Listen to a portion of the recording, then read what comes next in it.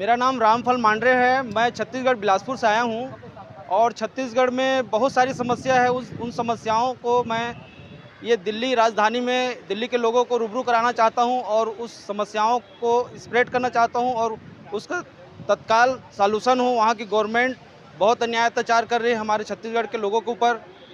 सबसे ज़्यादा अन्याय अत्याचार आदिवासियों के ऊपर हो रहा है। आदिवासियों को नक्सली बताकर मारा जा रहा है, वहाँ के निर्दोष आदिवासियों को मारा जा रहा है। हम ये देख रहे हैं कि वहाँ आदिवासियों को अपना खुद की भाषा है, गोंडी भाषा, हल्बी भाषा है और वहाँ गवर्नमेंट ऐसे लोगों को, अर्धसैनिक बलों को तैनात की है जिनको हिंदी और इंग्लिश आती है, वहाँ की लोकल लैंग्वेज नहीं आती है। वो यदि पत्ता तोड़ने जाते हैं, वो जो तेंदुपत्ता होता है या चार है या वन उत्पाद लेने जाते हैं, तो उसको वो लोग घेर के मार देते हैं और नक्सली बताते हैं। और क्योंकि वो उनका भाषा का अंतर है, उनको समझ में नहीं आता, अपने एक्सप्रेशन नहीं दे पाते। बड़े बड़े गन वाले को देखते हैं, पुलिस वाले को, तो वो डर जाते हैं, भगने लगते हैं, तो उसको नक्सली करके मार देते हैं। तो ऐसी बहुत सारी समस्या हो रही। साथ में अभी पिछले महीना कलेक्ट्रेट को जला दिया गया, क्योंकि वहाँ सतनामी, ये बलौदा बाजार है वहाँ पे छत्तीसगढ़ में, वहाँ के कलेक्ट्रेट और एसपी ऑफिस को जला दिया गया। उसका मेन रीज़न था कि 1-2 महीने से करीब वहाँ की धार्मिक स्थल सतनाम का जो स्थल है, वहाँ पे गिरौदपुरी धाम, वहाँ का जोड़ा जैत खाम को काट दिया गया था। उस जोड़ा जैत खाम को काटने के बाद कलेक्टर और एसपी को गुहार लगाया गया कि भी इसको सॉल्यूशन करो और उसकी चेकिंग कराओ, लेकिन उन्होंने कुछ नहीं किया।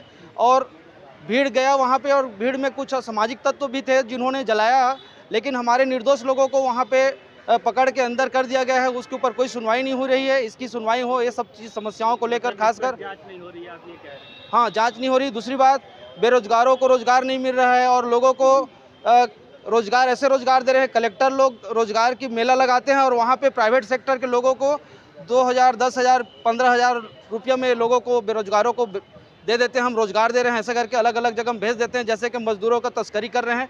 तो इन सारी समस्याओं को मैं रूबरू कराना चाहता हूँ यहाँ दिल्ली में, इसलिए मैं आया हूँ। तो यहाँ किससे मिलने के लिए आए, क्या उम्मीद? यहाँ हमारा ओबीसी महासभा राष्ट्रीय संयुक्त मोर्चा का अधिवेशन था और हमारा कल समता सैनिक दल के साथ संसद का घेराव है और हम लोग संविधान सुरक्षा अधिवेशन कर रहे हैं। उसी के तहत मैं आया हुआ था छत्तीसगढ़ से दिल्ली। तो और भी लोग आए हैं आपके साथ ही? हाँ, मेरे साथ बहुत सारे लोग आए हैं। अभी अधिवेशन है, उसमें हैं, शामिल हैं। तो आप क्या करते हैं? मैं इंजीनियर हूँ और मैं समाज सेवक भी हूँ और मैं एक पॉलिटिशियन भी हूँ। कौन सी पार्टी से जुड़े हुए? मैं अम्बेडकर पार्टी ऑफ इंडिया का सेक्रेटरी हूँ। अच्छा।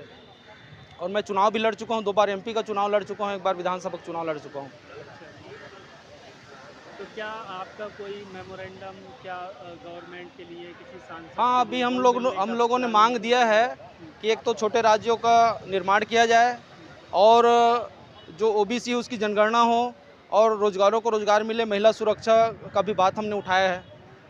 जाति जनगणना की मांग पिछले काफ़ी लंबे समय से हो रही है। कांग्रेस के समय हुई, लेकिन उन्होंने आंकड़े जारी नहीं किए।